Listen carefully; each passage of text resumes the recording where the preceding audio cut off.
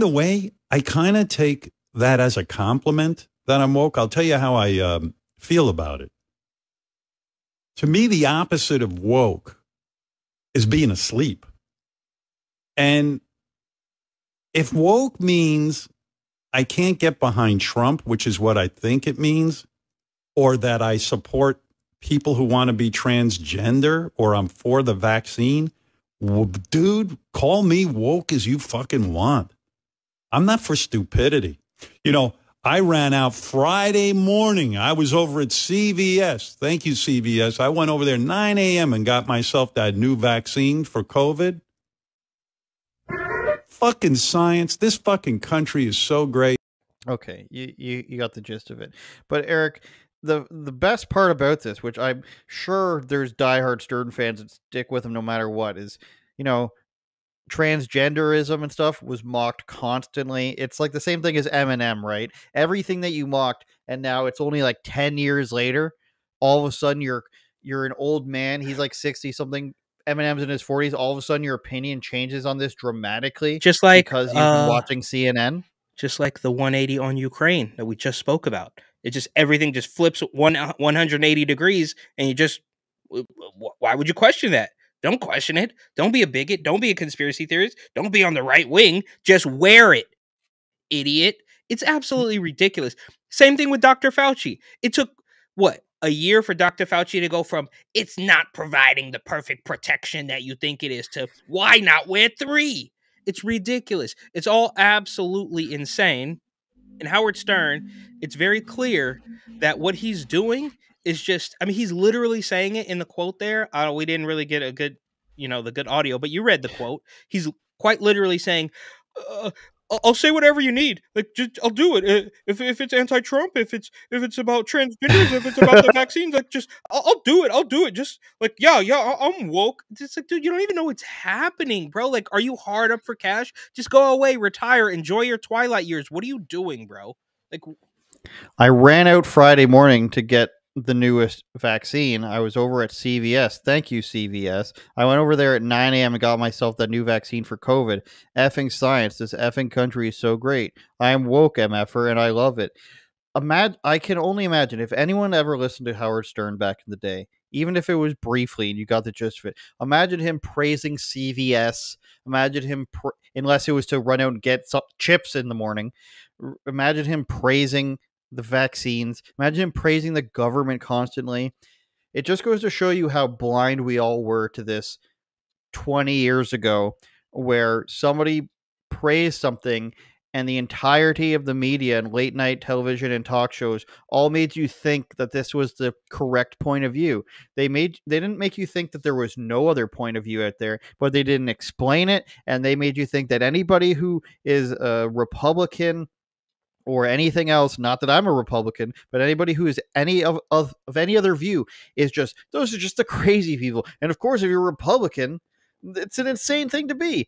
And they never quite explained how that could be half of the country, and how George Bush could win the election twice, and how they never mentioned Ronald Reagan when we were growing up as the president, or George Bush Sr. was joked about, but they never mentioned before that because, the Bushes are easily joked about, and so was Clinton. But they never explained, and nobody ever questioned the fact that how could that be half of all America? yeah. That is so called in this crazy group of rednecks, Yes, because you're not supposed to ask any questions. And look, if you want to get incredibly conspiratorial about it, and they obviously knew this well before or before we knew it, but bro, Obama was the Obama was kind of like their last hope. Like, we got to do this. If anybody stands up against this guy, we're going to call him racist. We're going all in, right? Because if you recall, it wasn't really that bad at that point in time. It wasn't to the point where everything was being. Remember, there was the clip. I don't know if I sent it to you. There's the clip of a Scary Movie, I think it is, which of course the Wayans brothers directed, and it's a white guy dropping the M-bomb, and it's all hilarious. Everybody had a good laugh.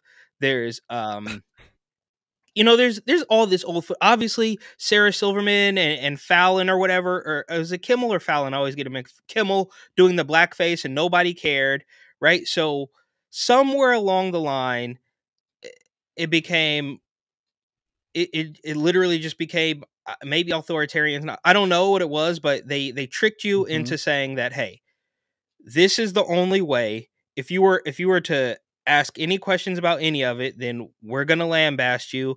And then it just went through the roof with Donald Trump. For what? Because look, was he gonna put anybody in jail? Was he gonna lock her up? No, he wasn't gonna do any of that stuff. He wasn't probably gonna do anything.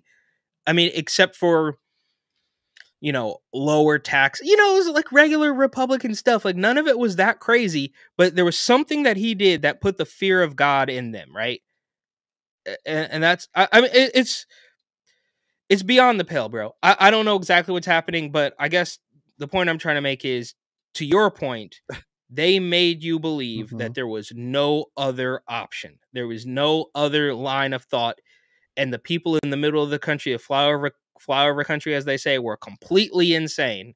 And that was also, last thing, that was also before you had Twitter and you had Instagram and you had Facebook and you had all that. You had what, 6 networks pumping you full of the same thing, and you couldn't get a second opinion, right? And then there's people who I won't name that still think those little handful of news outlets are telling the truth. And it's like, dude, they probably weren't telling the truth in the 80s or 90s. It's just that you had nothing else to compare it to. You couldn't, quote unquote, do your own research, which is now, of course, I mean, how dare you do your own research? You're not a doctor. What do you want to kill? It's ridiculous. Imagine being subjected to that, where you got to believe the newspapers, knowing what the New York Times and Washington Post are like now. It is a crazy thing to think about. And I think about it often, where I have memories of literally anything in the media or anything that can have a viewpoint that's political or ethical. Sometimes I think back, like, what messages in The Simpsons or something did I miss? Because you look at some of them when you're older and you're just like, okay, they did a pretty good job of it, of making fun of both sides, but also, they just pick and choose. There's very political episodes in that, and they pick and choose in that.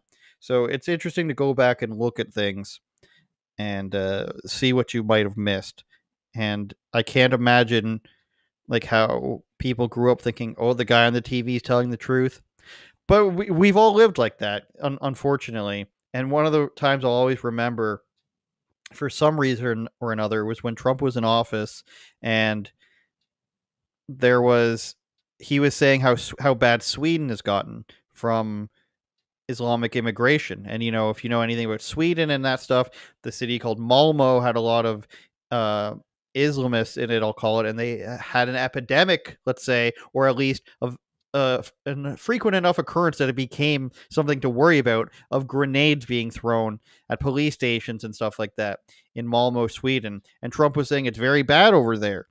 And then the Swedish government, unnamed Swedish official, just says Swedish government, on John Oliver's show, he pulls up a quote and says, the Swedish government says, we have no idea what Trump's talking about. And that's the exact example where it's like, okay, Trump is crazy and evil, says John Oliver. And then look at this. Sweden is just saying we have no idea what he's talking about. And Sweden obviously is part of the sane group. There's no person named on this. There's no political party. It's just like that this country as a whole can present a talking point, and that is to be taken at face value no matter what. Yes. Because my bias is telling me that, yes, okay, Trump is crazy and everybody else agrees that he is crazy.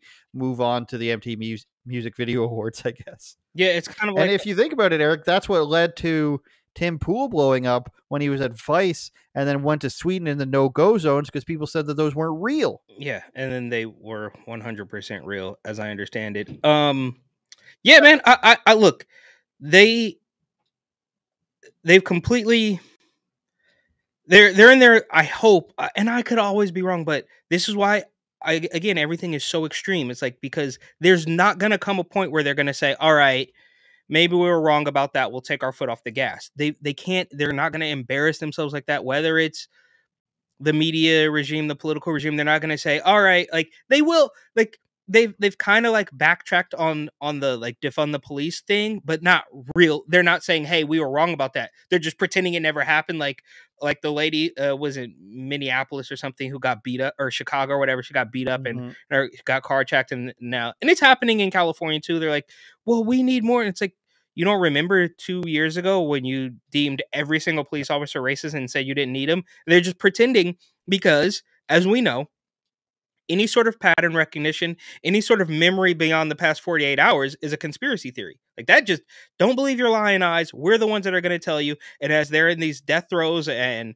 amazing shows and podcasts like this continue to take over, they're going to die. Look at even what is it on NBA Finals is all promoting YouTube TV. Even right now, NFL is on Amazon Prime. Like, so you don't turn on channel 7 or 4 or whatever it is anymore. They're gone. It's over. So their lies, their schemes, it's all completely.